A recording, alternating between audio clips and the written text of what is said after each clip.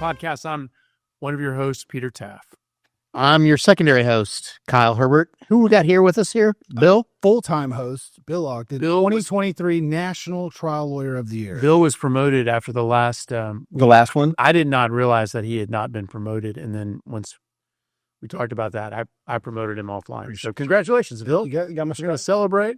Peter, it's been over a year we've been doing this, and we've seen some stuff, right? Yeah. And I can tell you, now that we have landed the guest that we have today, It's the best guest. made it all worth it. I mean, the sweat, the tears, the drugs. I don't know if we can keep doing this, but I don't know if we could keep doing this.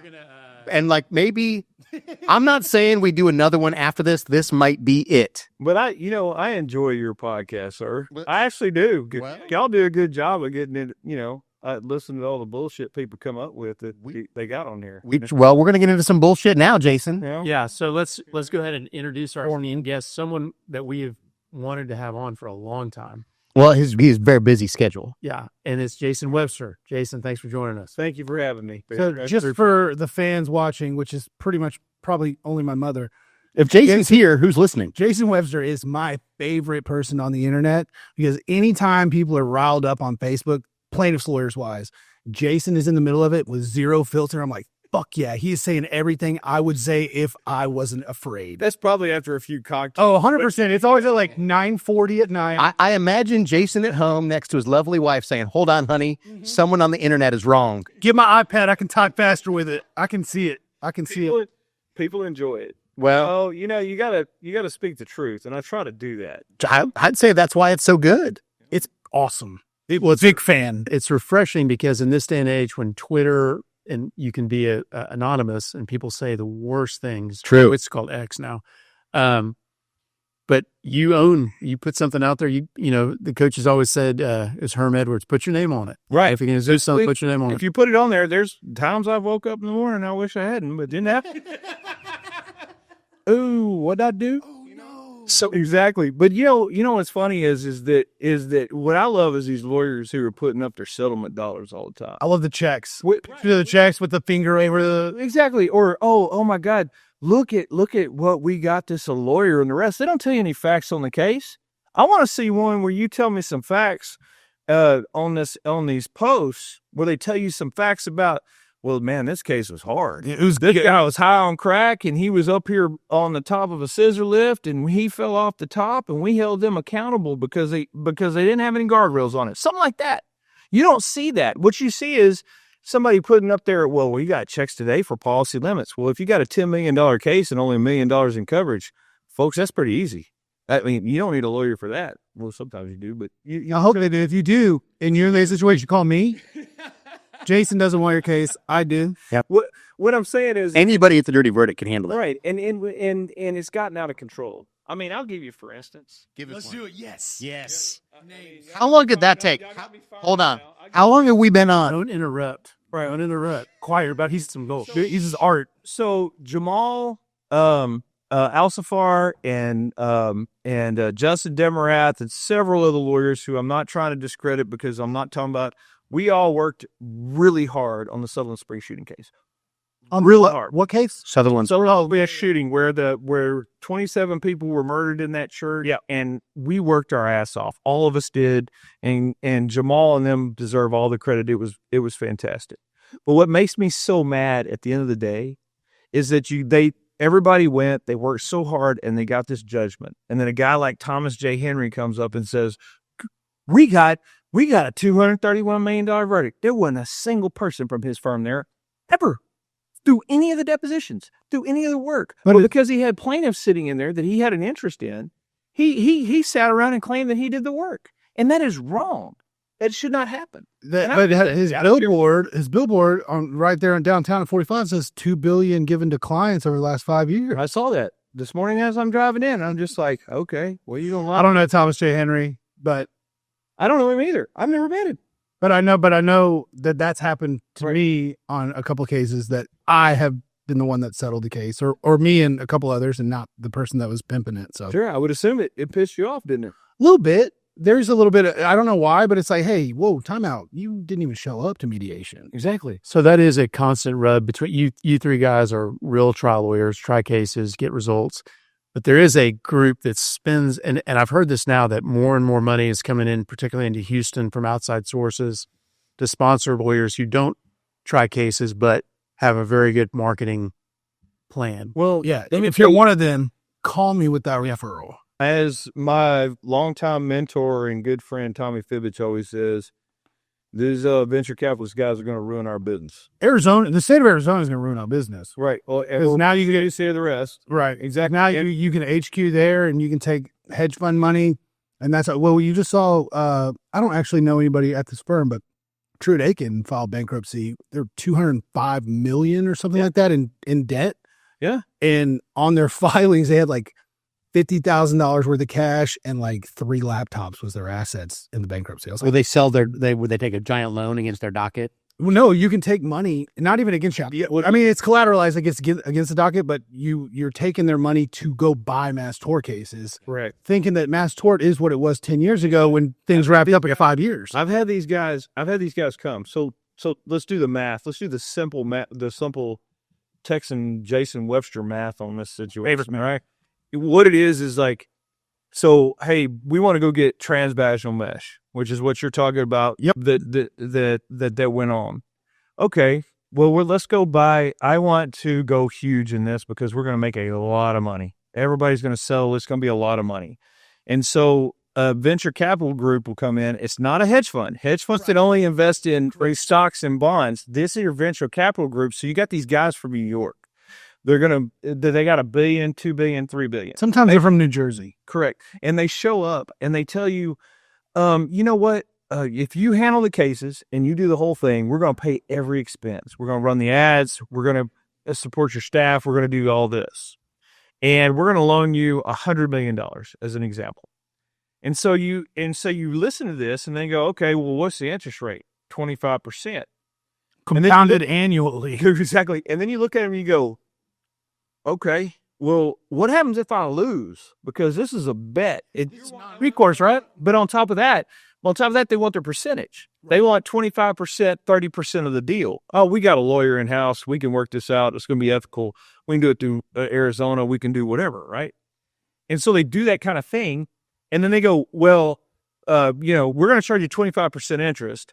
And then if you lose, you still owe us some money. Yeah. It's not non-recourse. How's that? They claim it is, but it's not, because if you look at the small print, they don't do that.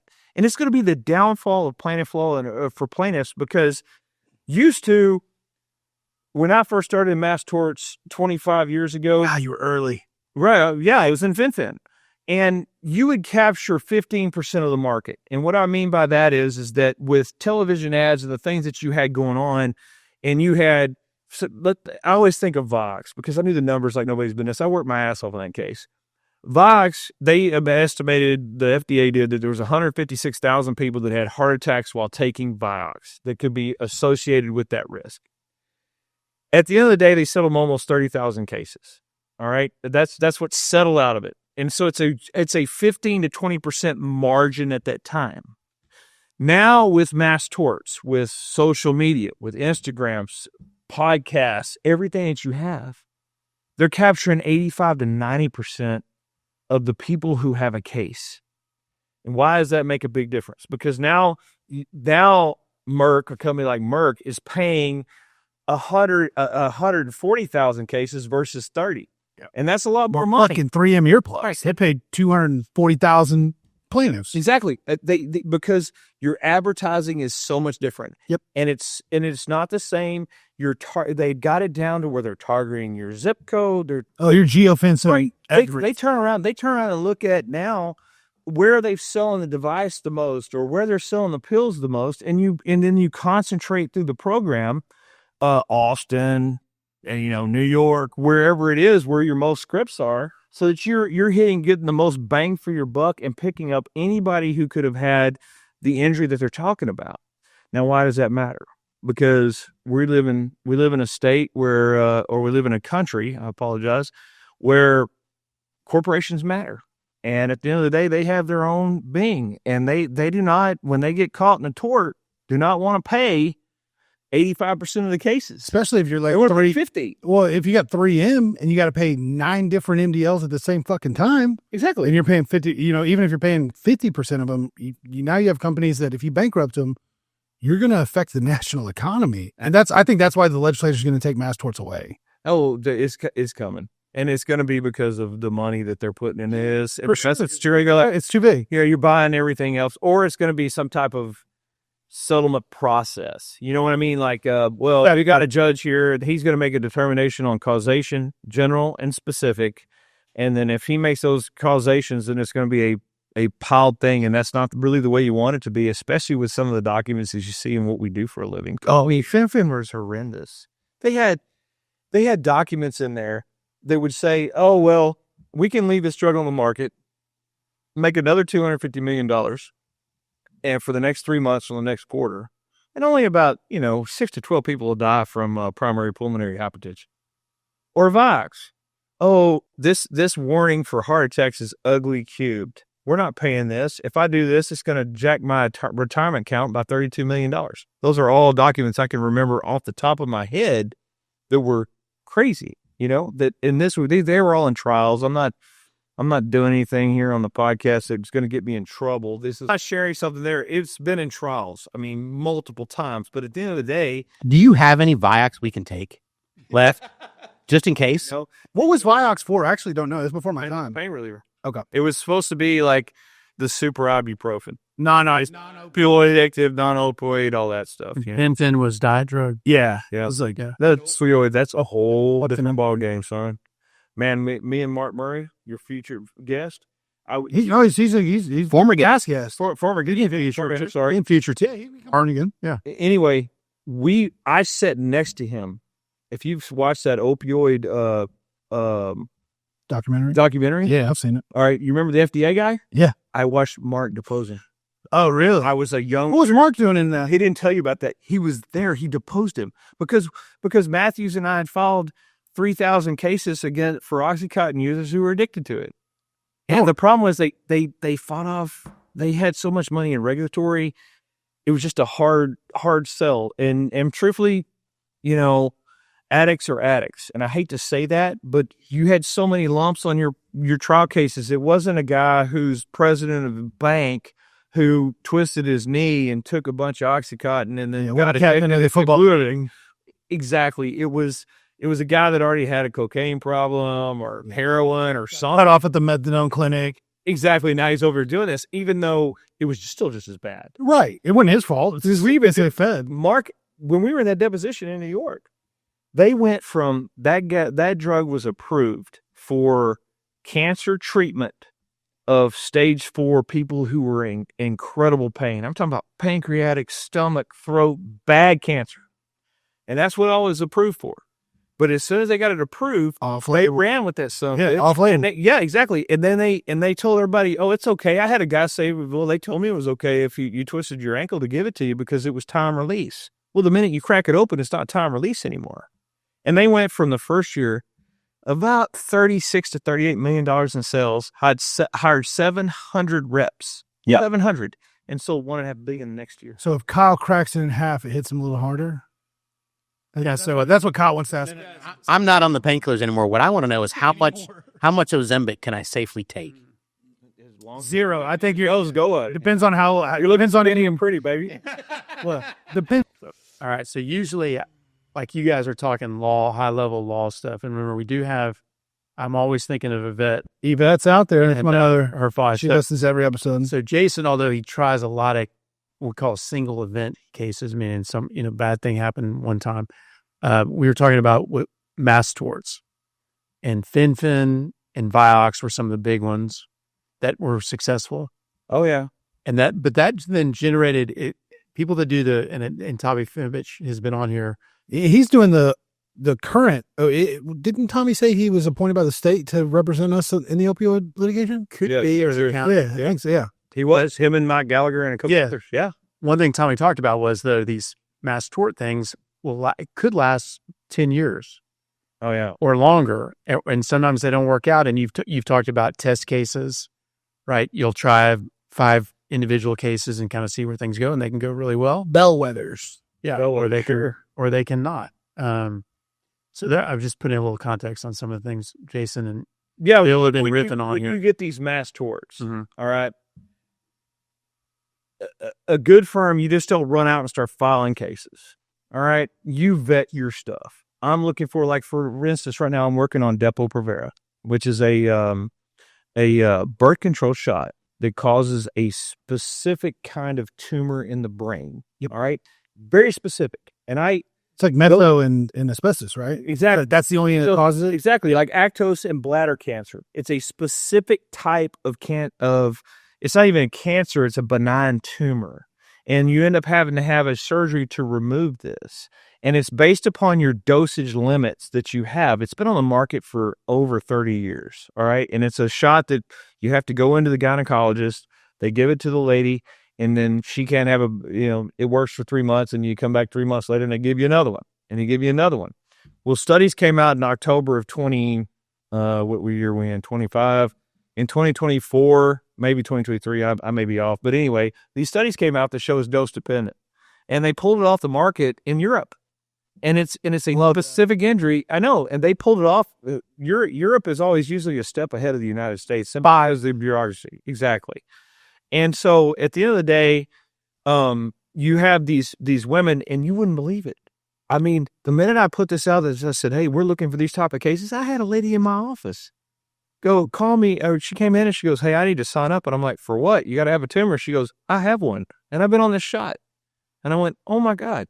Okay, well, we're going to try to help you. And so it's amazing because it's been they've had knowledge of this for a long time. 8 or 9 years ago, I don't remember exactly when, they actually tried this case and lost it against Pfizer. And because they were... Who tried to? I don't know. Okay. Somebody one off? Yes, I was talking to a friend the other day that told me that, and I believe him. He knows his stuff, and he goes, listen, they tried this case, and I actually told my people at my office, go get the entire... I want the whole transcript. I want the whole thing. Give me everything. And so, yeah, at the end of the day, they've been sued for this before. And now we are with new science and new studies, and they're saying it's dose dependent. That it's the fact that they actually challenge with the drug, the tumor develops, it continues to grow. You get off of the drug, the tumor starts to shrink. You get back on the drug, it starts to grow. That is direct causation under scientific stuff, even under scientific analysis, under is the incredible standards that they have under Texas law, under Daubert and the rest. That will get you there, and that's what happened in this. I like to stay in states like Pennsylvania with the Fry standard. Right. Yeah, consumer expectations so much better. And these are standards of which a judge will allow a expert witness to testify.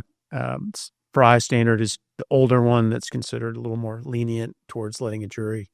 A little more lenient. Well put. Yeah. We'll leave it at that so they don't change it. Well, there's numerous cases on these Daubert challenges that say, and I think Supreme Court saying, the best way to challenge an expert is through vigorous cross-examination, not through an expert challenge. Right. But it's still an issue. But you're going to have to do it every time on any case you file from now on. You know? Mm-hmm. I had one yesterday where the bartender admitted serving my guy after 2:00 in the morning, multiple beers, multiple shots. He then got on his motorcycle, went down the street, and ran to the back of a lighted cop car. And he admitted to it. And they still file a motion for summary judgment against me. I went, that is billable shot. That's billable. They admitted that you were violating the law by giving him drinks after 2 a.m., and you did that, and my guy passes away and dies, and they still file it. You got to make a living. You got to build 10, 12 hours on that. I'm sure they did. So we talked about your math. Then now I got to respond, you know? It's such a pain in the ass. It's a hard living. Then they're going to pull it down before I get there, you know? Do we talk about your mass torts? Uh-huh. Now let's talk about your mass shootings, because that seems to be like a running thing for you guys. I have done... Hold on. Are we talking about what he does to animals? No. Yes, but no. Okay. Because A lot of people don't know this. Jason is one of the premier members of the People for the Ethical Treatment of Animals. no, if If it those flies, people are not friends with him on social media, if it flies, runs, or floats, he will kill it. He will murder it. yeah, he's not leasing it. He's killing it. Every time he posts something on Facebook of him with some sort of trophy that he's killed, I just write "meat is murder," little tears. I'm gonna start commenting like that. Here's what I got to say. That's how you get audited at. I've heard it. And you know you own it. I know you are. I'm a trophy hunter. I am a conservationist. I don't want to go wipe out anything that's on this planet. I want it all to grow. And I've hunted it all from Africa to Russia to Europe to everywhere. I haven't been to show. Russia, Polar bear, Kamchatka, snow sheep, brown bear, what else? Several different ibex that I've killed there. I've been there multiple times. Have you? Russia's you know what's crazy about Russia? You're about to sound like Trump. No, this is what's crazy. You're about to say something good about Russia. Everybody over the age of 55 hates Americans in Russia. For sure. That was the 80s. Because of the Soviet Union and the rest, they feel like they got short. Everybody under that loves America. They don't even know what's going on over there. You ask them about Trump, they're like, who? What are you talking about? I have no. You go to Moscow, stay at the Four Seasons, order you a nice cocktail, and sit down and go, what do you think about Americans? And if they're under the age of 55, they're going to go, we love Americans. We have no problem. We love them. We call that the Red Dawn line. Right. And then we go, well, what's up with Trump? Who?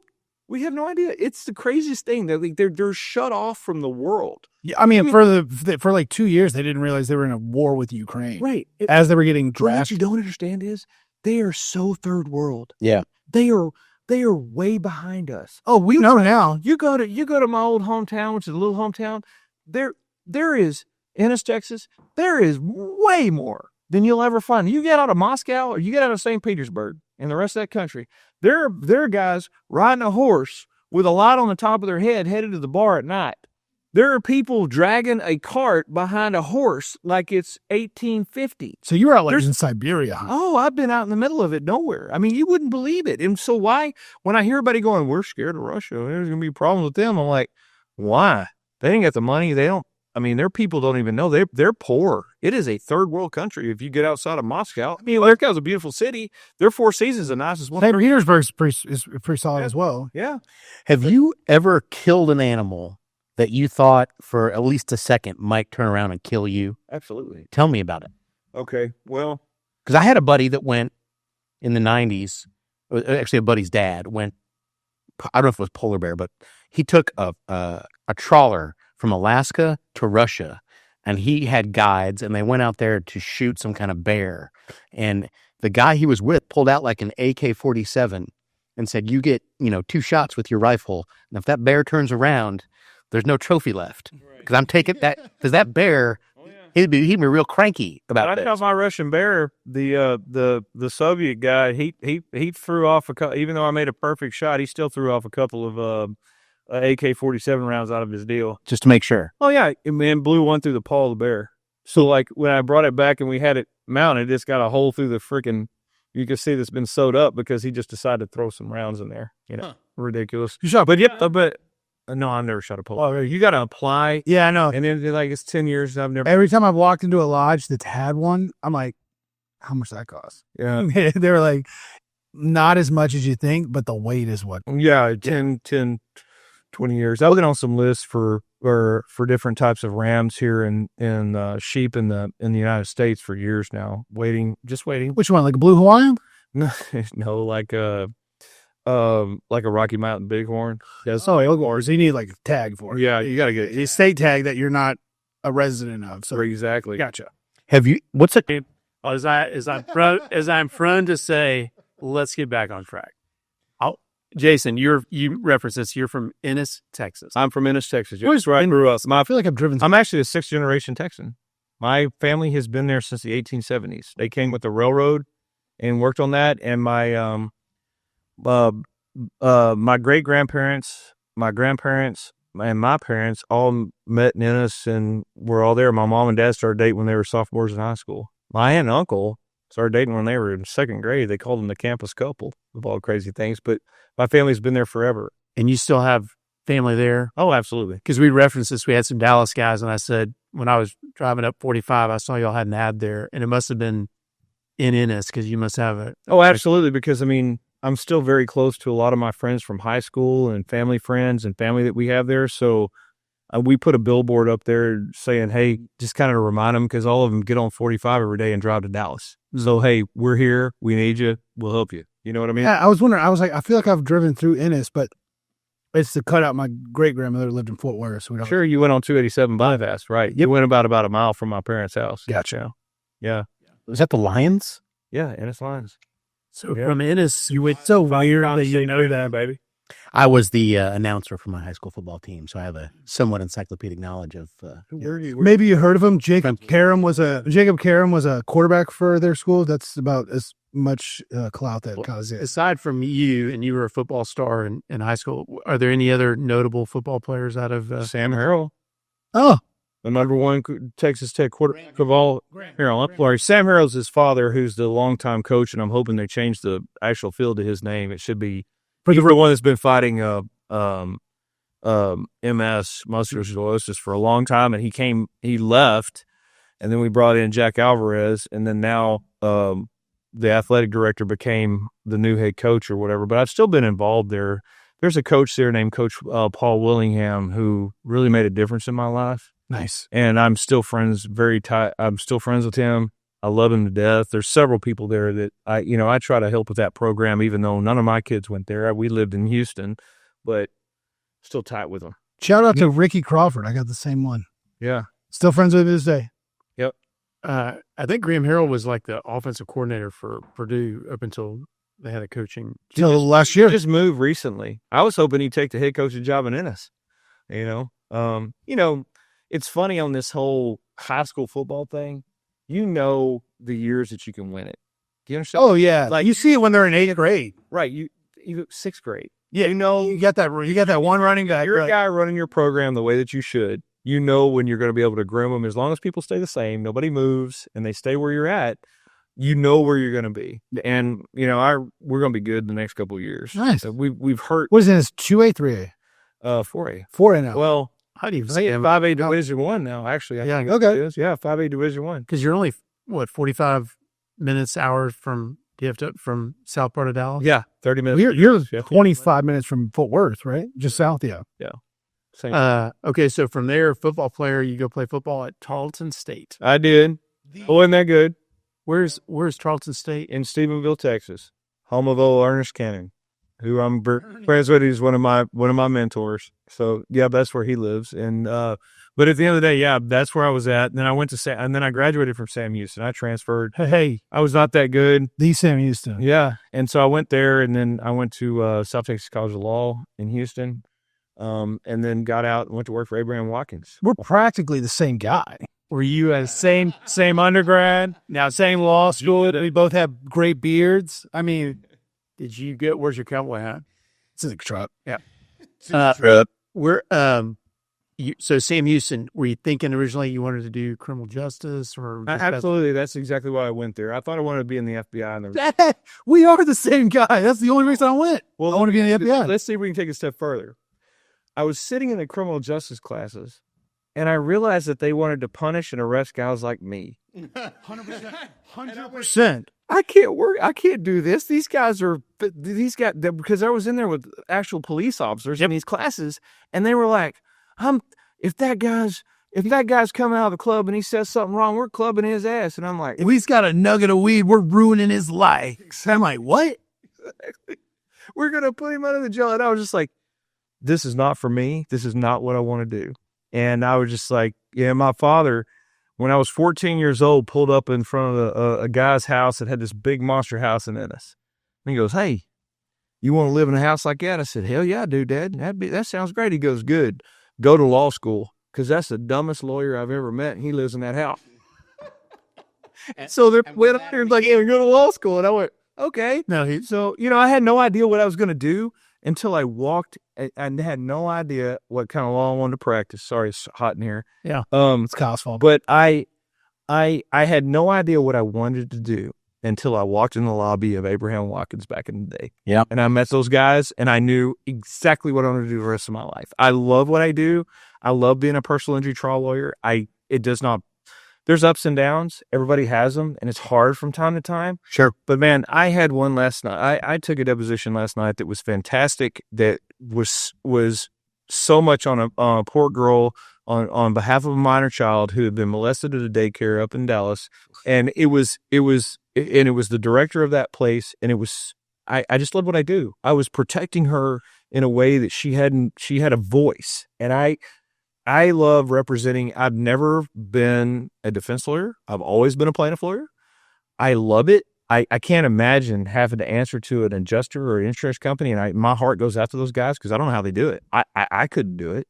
I mean, and so I just love what I do. I always have. I wake up every day and I'm like, nah, that's not, let's roll, let's go get it done. It's a team approach. It's, hey, let's go take a deposition. Let's go try a case, whatever you want to do, and I just love it. Also, you get to meet and work with the best people. Oh, absolutely. Also, some real dirtbags. But for the most part, Hey, leave the clients out of this. Oh, you know what I was kidding. I love you know what old man Gallagher says about that, right? No. Plaintiff lawyers would be the best job in the world if it weren't for the clients.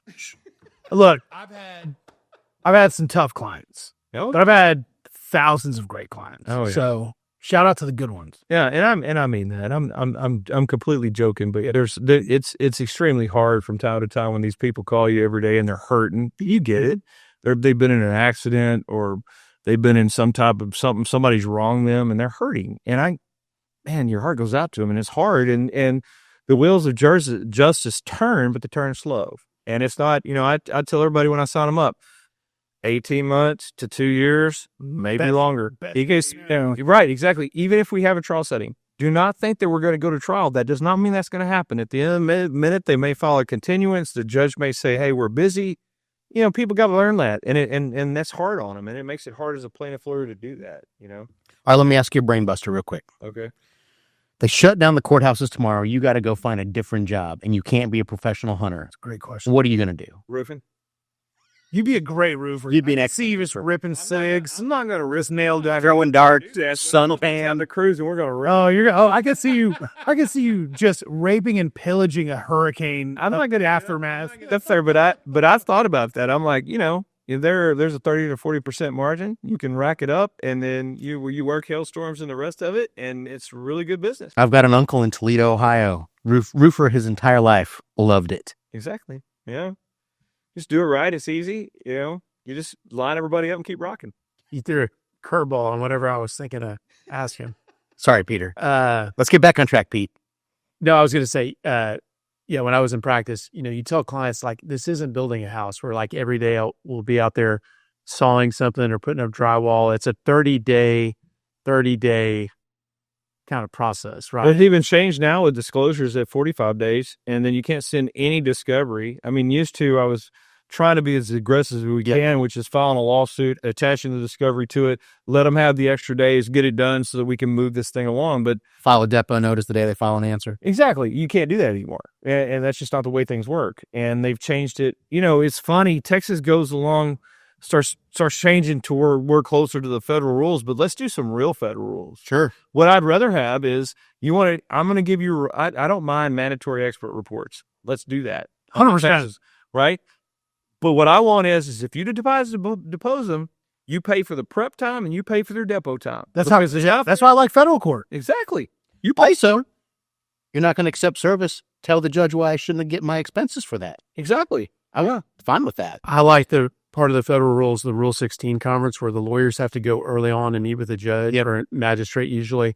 But at least, like, it gets them focused, and, like, the judge will ask questions like, all right, Jason, what do we need to do? What do you need, 9 months? You need 18 months? This big case, little case? What do we need to do here? Well, I prefer federal court. Just because we brief well and they read everything. They do. Every case you cite is read and highlighted and printed out and ready for that hearing. But what trips me out too is like the way things are different, so much different in other states.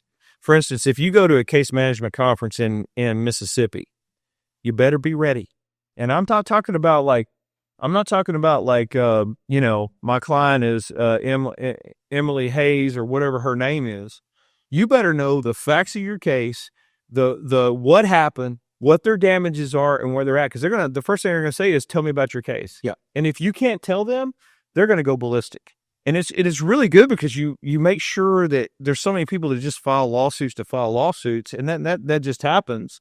But they don't know, the lawyers don't know their case. But you better before you show up to any case management conference in federal court or any of these others, you got to know your case, because if not, they're gonna go ballistic on you in a bad way. Hey, yeah, how much are your damages? What are you asserting? Oh, Who's sponsoring your pro hawk?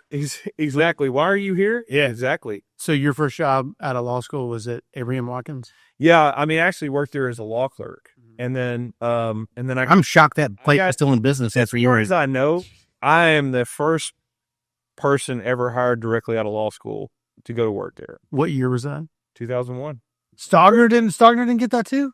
I don't know. I don't know where he's at. I was the first. I don't know. Oh, you're first. Okay. Before Stogner. Gotcha. But this was in 2001. And then I was there till January 1st, 2007, when David split off and started Matthews and Associates. And I worked for him for 3 years until June 30th of 2010. And then I started my own law firm from there. Was it originally the Webster law firm? Yeah. And now I've got 2 partners that are fantastic. It's been pretty badass. Yeah. When did y'all change the name when Ryan joined you? Yes. Okay. And that when this is Ryan McLeod, and about 2 years ago now. Be almost 2 years in February. What's your least favorite quality about Ryan? My least favorite quality.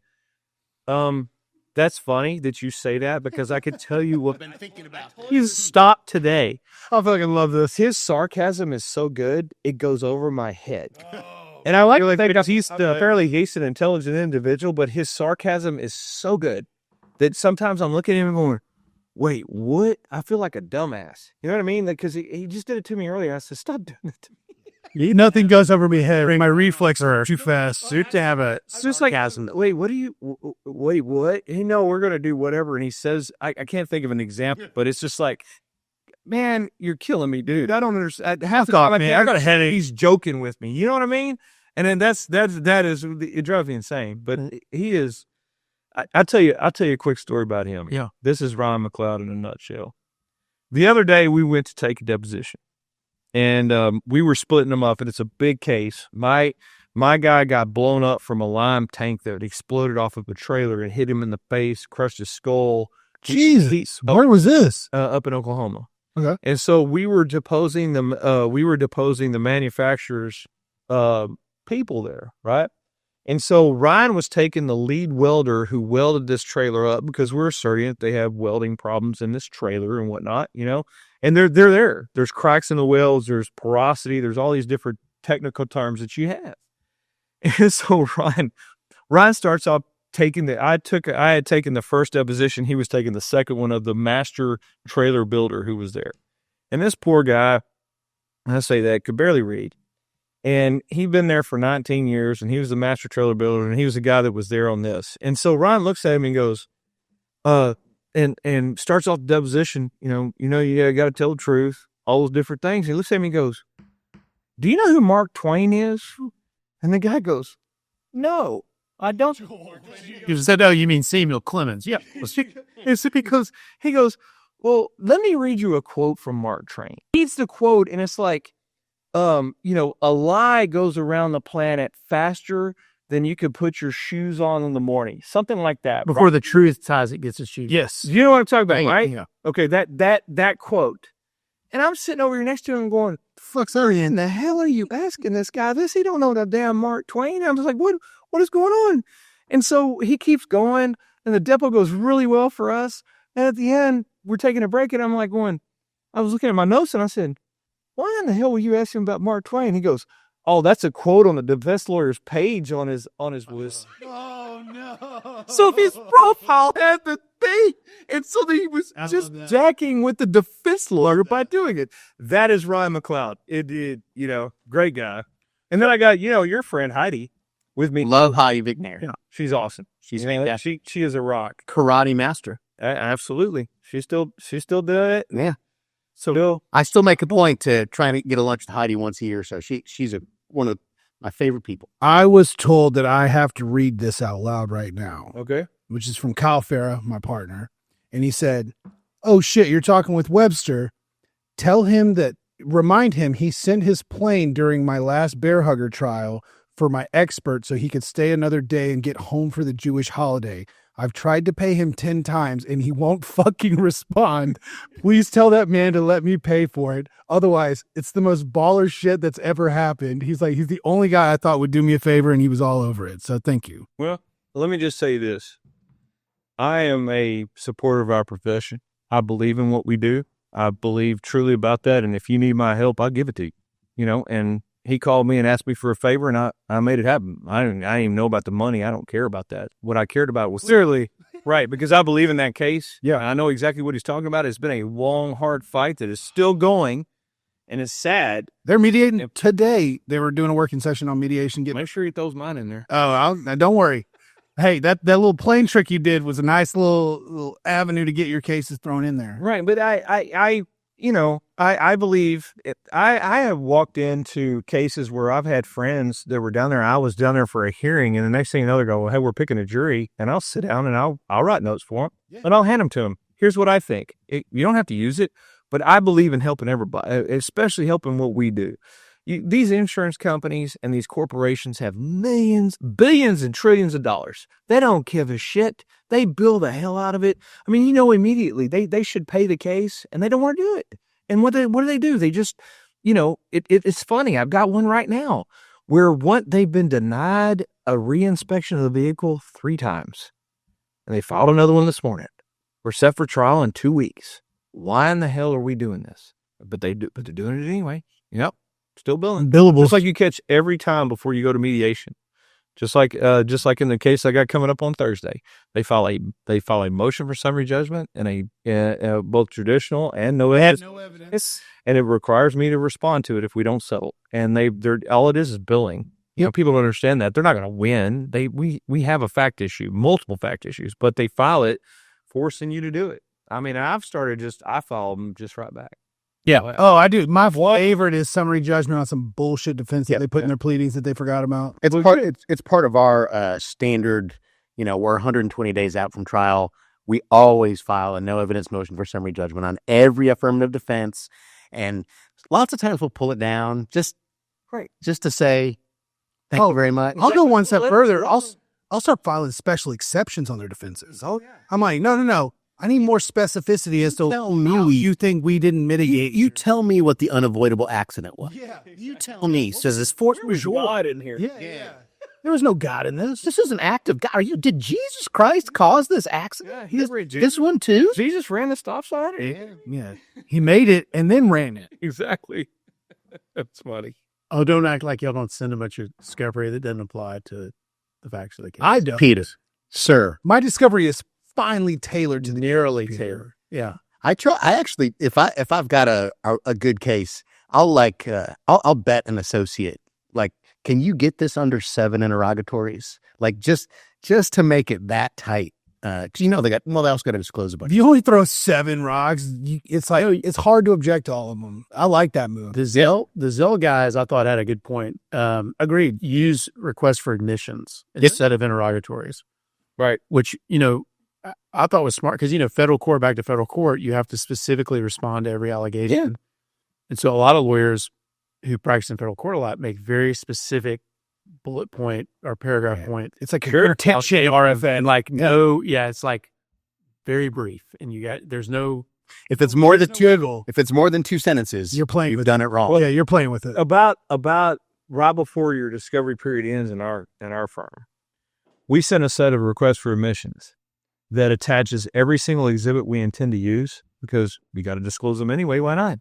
And I put them on an exhibit list, and they say, admit this is a business record, admit this is to the course of scope, admit this is authentic, and the rest. I like that, man. I haven't thought of that. And every time I do it, I get a call from the defense lawyer, and they go, we agree to all of these. I mean, sometimes they agree to the entire list. And then the next thing you know, it's already admitted. So when we show up to trial, I'm not sitting down there arguing over whether that letter and a lot of times the lawyer that's trying it, he has no clue that this has happened. So I wake up, his associate's like, "Oh, sorry, boss." Yeah, exactly. I didn't realize we did this. Exactly. Oh no, I said I didn't want to do that. Sorry. Exactly. So it works out. I mean, it drives them insane, especially when you attach a list of 2,000 exhibits to it with all these documents. But this is stuff they produced. It's not, you get a lot of documents in that way. It's a good way to do it. Who's the defense lawyer you have the most respect for? If it or one of that comes to mind. Randy Donato. Yeah. Really? Yep. Okay. Love that guy. Thought he was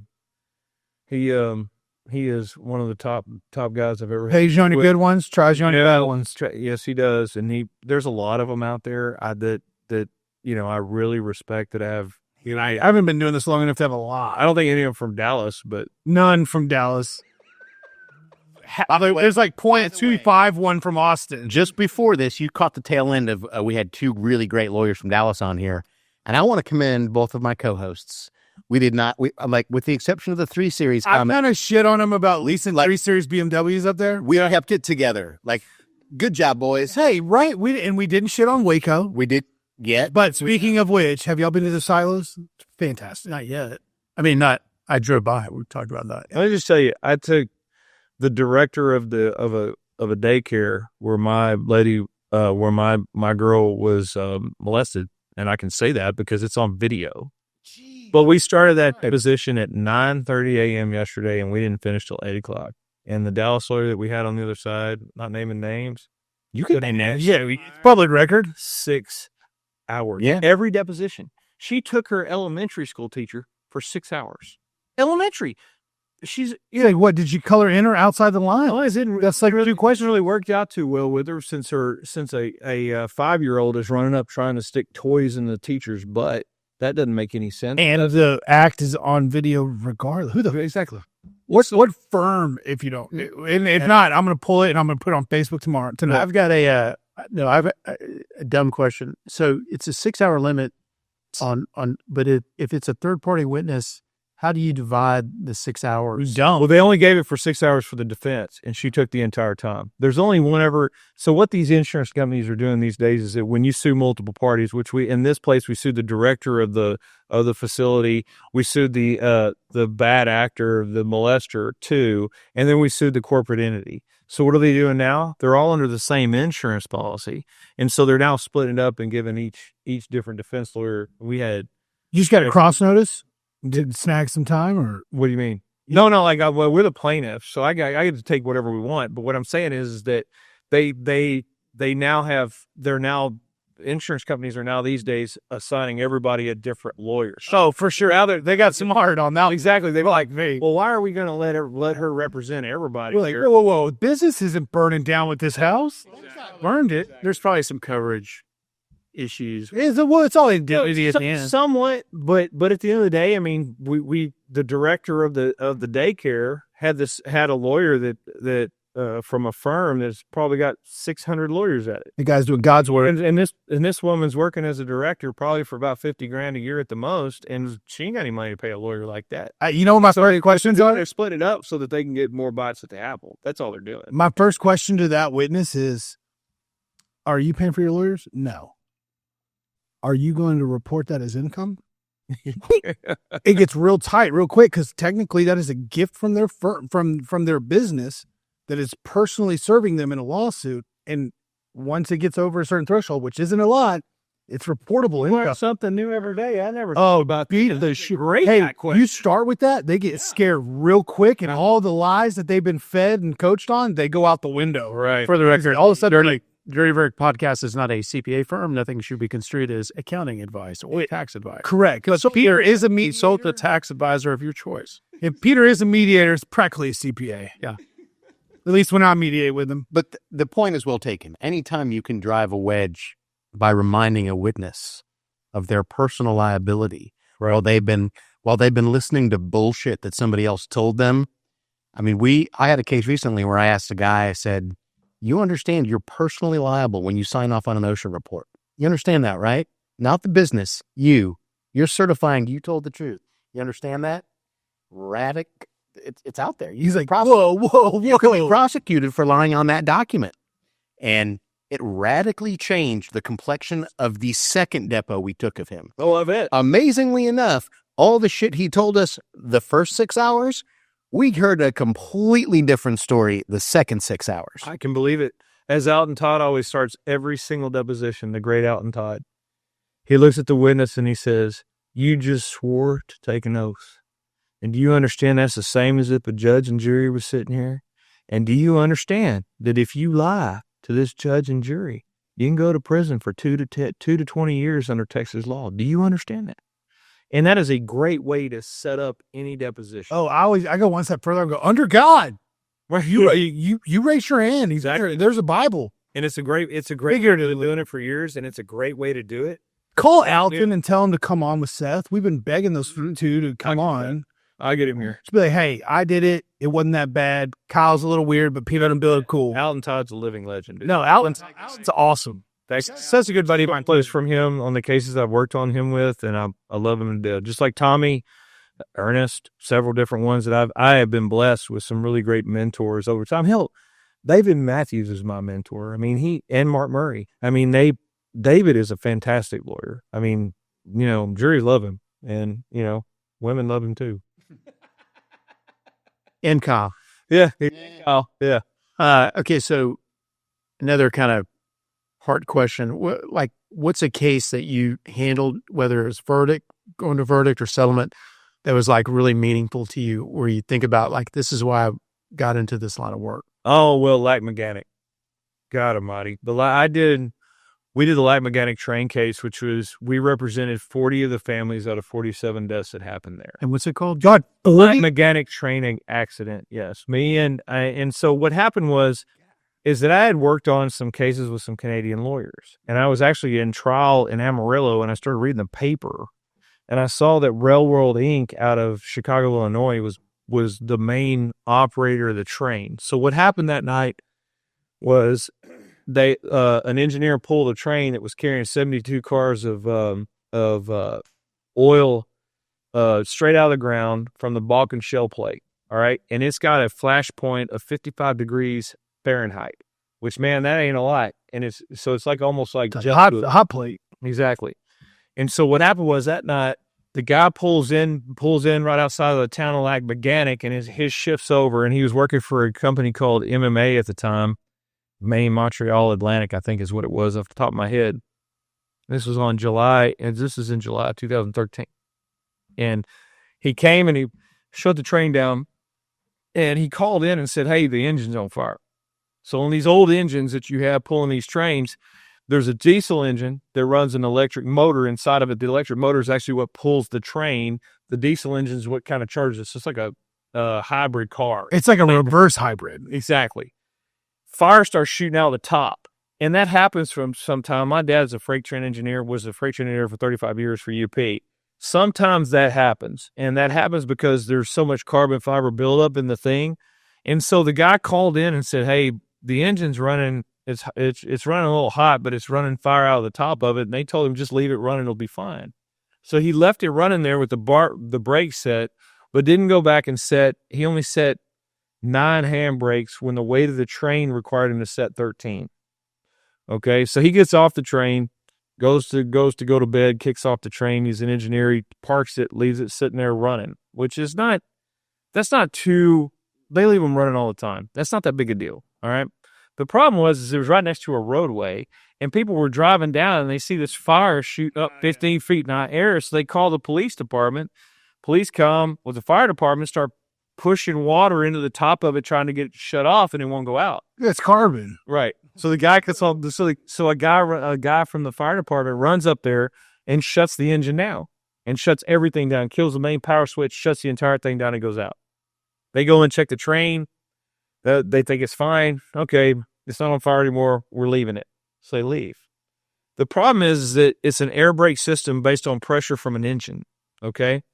And when you have a train linked up like that, and especially older trains are the ones, you're going to have leaks in your brake line. That just happens. So slowly over time, over the next hour and a half, even though this train is sitting what looks to be flat ground, it's actually just a 2-degree little, Just enough. just enough. And the next thing you know, an hour and a half later, the train starts to move, and it starts heading down, and it goes down. And by the time it gets into the town of Lac-Mégantic, it's doing 72 miles an hour. Exactly. When it turns, and it turns, air quote, at accordion all the way up. Oil starts that oil starts running all over the thing, hits an ignition source. You got a million of them at that point. Right. In the La Musica Cafe, I had people that were running that were on fire. I had people, they were down there having. What year was this? 2013. Yes. Yeah. What state is that? Canada. I mean, what? Province, I guess. It's just south of Montreal in Quebec. Quebec City is about 2 hours from there. And Montreal's 4, but it's only 30 miles from the main border. And it was terrible. So we brought over 80 businesses, 200 homes. I mean, you should have seen it. It was like a mad still. And so what had happened with that, and this has been very brought out, is that I knew a lawyer who lived up there. And we knew him from some of the mass tort work I'd done. And I saw that, and I said, hey, I called him up, and I said, hey, have you got anybody coming in your office worried about this? And he goes, oh, absolutely. I had a lady come in the other day, and her wife, her husband, or actually her baby's dad died in the bar at Lac-Mégantic, and she's wanting to file for governmental benefits. And I said, hey, we got a really good case against the United States companies for this, especially with the DOT Tanker 111 and the problems that it's had and everything that happened here. We have a really good case there. Would you get her back in the office? Can we meet with her? He's like, yeah, absolutely. She's my client. It's no problem. Bring her in. So I fly up there, and it's a really cool story. I fly up there, meet with her, and I said, I'd like to represent you. We're going to file a lawsuit in the United States against these different companies that are responsible. She goes, okay, that's fine. So I go through the whole thing. I saw her daughter up and her, and then a law firm out of Chicago, I called them and said, hey, this thing needs to be filed in Chicago or the rest. We drafted the lawsuit. Like Cook County? Right, Cook County. Cook County. And I said, great venue. Right. And so I said, we're gonna file it there. And I said, and she knew what was going on.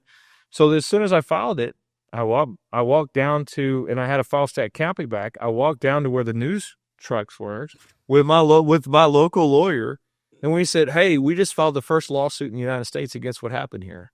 And they were like, well, we want to interview you. And I said, okay. So they interviewed me. I was and hold on, was this in Chicago or in Canada? Chicago, Canada. Okay, said in Lac-Mégantic. I was standing right there about 500 yards from where it happened, from where they had it roped off, and they had a big news station or whatever. And I got up there and I said, we filed the first lawsuit here. If anybody here wants to answer any questions, wants us to do whatever, let me know. And I said, I will be at the Lac-Mégantic Hotel. I did not rent a room here because people need places to stay.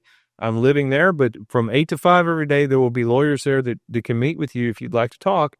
No, nobody has to come. It's your free deal. I mean, the interview's out there, The next morning I walk up and there were 7 families who'd lost loved ones in that thing standing outside the room. You have 40 of the 47.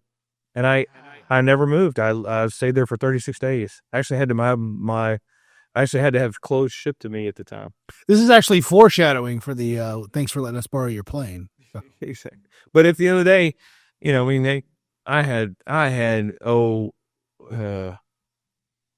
Kassab tried to sue me over the situation like I solicited people. Well, you can't help stupid. And let me tell you why he's stupid. Because he sends a letter to them asking if I solicited him. I didn't solicit anybody. He sent a letter to who? All my clients up there. Who is this? Lance Kassab, the lawyer. Oh. And you know who I'm talking about. Yeah. I don't think anybody has to worry about Lance anymore, right? I hope not.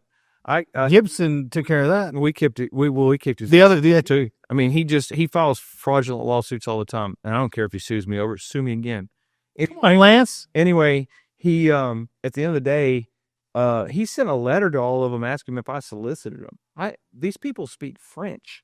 They don't even speak. Yeah, I was going to say you're in. So he sends a letter to them in English, and I was like, when I read it, I started laughing. I'm like, well, call them. I never called them these people. I didn't know who they were. I didn't care. I had 3 interpreters that were there that helped me the entire time that we were there, and I explained to them all their rights and everything.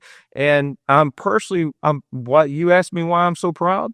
That's the largest personal injury settlement ever in Canadian history, ever. It rewrote the law there because their law is like if it goes higher, then that's the Oh, I'm aware. We stay out of Canada. right, exactly. But you understand? But No, yeah. but our average was close to $3 million, and that was the Per? yes. So, Jason, was the case filed? I thought you said it was filed in Chicago. Absolutely, it was, and, Yeah. and that was even crazier, Peter, because what you don't know is that they filed MMA filed for bankruptcy, and we had a very aggressive trustee out of Boston who was appointed to handle. Actually, he was out of Portland, Maine. Very aggressive guy, and he filed what they call, and I may have the numbers wrong, a 151 motion. That's right. Which is where they could come in and take your personal injury lawsuit and pull it into the bankruptcy so that it has And take your fees. absolutely, and it's a negotiation. 121. What did he anyone? It's something like that. I don't remember the exact. Well, yeah, my therapist would do this. Yeah, we were all we were excited to bring the case against Royal World Inc. and the other defendants there, and because they knew. You should have seen the document. They know. Even today, the DOT 111 is an outdated tanker that they should not be hauling this crude oil in, but they're still doing it. And it's going to happen again. It's just a matter of time, And that's called job security. When did that all wrap up? 2016. 2015, 2016. Right before I got those people, Wow. when I've gone back to see, I've been back several times, those people in that town were so sweet to me. They were fantastic. They were sweet while I was there. I knew I was just trying to help them, and they're just wonderful people. You changed the world, Jason. So that was your dick. That town is like a small town. It's like like Ennis or Yeah, even smaller. Probably when I was there, it's been a while since I've been there, but probably 10,000 people at the most. Oh, really? That's small. Yes. And there's nothing out there. It's in the middle of nowhere. What made you go to hey, let's go chase these Canada cases? I saw it in the paper. yeah. I was running there. That's it. Trial in Amarillo on a FLSA case. I used to try. I don't do those anymore, but you'll sit there, try there. I think you should. Those are, and it was like a Saturday morning, and I started reading the articles, and I went, "You can file this case." And these are the companies that were responsible for this are in the United States. It's not. First of all, I want to know why you're not in the FLSA business anymore, because that's a great business to be in. It's not because at the end of the day, it's a he said, she said match, and I don't. He said, she said are hard. It's fair. You understand what I mean? No, I get it. I showed up to work this morning at 8 a.m., but but you've been working there for 6, but I've been working since 6, that kind of thing, I get you. because those are overtime. wage fine. cases. Yep. Yeah. Kyle started calling himself Kyle Air Bear around 2013, and I wonder why. Hey, Bear. I know why. I'm like Celine Dion. I'm just a poor girl from French Canada. So good. You're more like Bieber. Because I had heard that. Yeah. And did you really do that? No. Okay. But he wanted to. He was up in Montreal. No, but he wanted to really bad. I mean, I actually learned how to en français. Here you go. That's right. Du Parlez-vous? pois, cat, fromage. It did work. If Vincent already had all the cases, you're late. Yeah, I got there. I did like 3 weeks of like the You know who had the other 7? learning how to speak French. Then I got up there and they were like, you should meet Mr. You know who had the other 7 that you should invite to be here? Mitch Tubes. Mitch Tubes. Yes, you talk about a guy with a career. That's one of them. Hey, I know Mitch well. I got a lot of respect for Mitch, but at the same time, I realize he'd do the same thing to me that I do to him. And I got and I have even more respect for that guy. Mitch is great, and that's a great point, Jason. We definitely should have him come on. I can get Mitch on for sure. Good. No, Yeah. he'd like it. He'll come tied up and I think Mitch lives. He's Mill's guy, man. You got to admire him every day, suit and tie, every day. Like he always dressed like He and Jorge Herrera, same thing for suit and tie every day. I saw Frank and Jorge That's such a good at a fucking beach point. in Austin, suit and tie. Yeah, I can believe that. That's flip flops. Hey, so you run into them in Miami and King and Prince of San Antonio. Man, those guys have saved my bacon on cases where like they, insurance companies will do this, right? They'll go hire experts from El Paso and San Antonio and bring them down here. And I've called Frank Herrera up at 2 a.m. on the way to a depot. You ever heard of this, doctor? Oh, yeah. I got 6 depots. I'm sending to you right now. Exactly. I've made cases because of the Herrera brothers and Frank. It is a fantastic, badass family from San Antonio. Good people. Yep. You know, love them to death. All of them. I like going to their fiesta party. Oh, that's a big one. Oh, yeah. My daughters collect their little medals. Friendly Frank is what they call Is it. it Fiesta's coming up? I have no... yeah, isn't it? It's like... Don't you have your cape, your bedazzled cape? I have a bedazzled cape, a little crown. Yeah. Knocked off to the side. Yeah. Yeah. We're getting the high sign. We got to wrap I got up. the hour mark. Cool. Okay. Thank you for having me on. I think that was good, and I think some of the AI transcript from Apple is going to have a very hard time with this one. I love it. There's a lot of French. Yeah. How do you spell the name of that town? LACMEGANTIC with a little Accent aigu. over the top. Yeah. And I believe they call that a down. Very few. Yeah. at least in Spanish. All right. Well, Jason, thanks a lot for Hey, thank you for having me on. I was great. fun. Appreciate it. And this is probably part 1 of any more to come. What episode is this?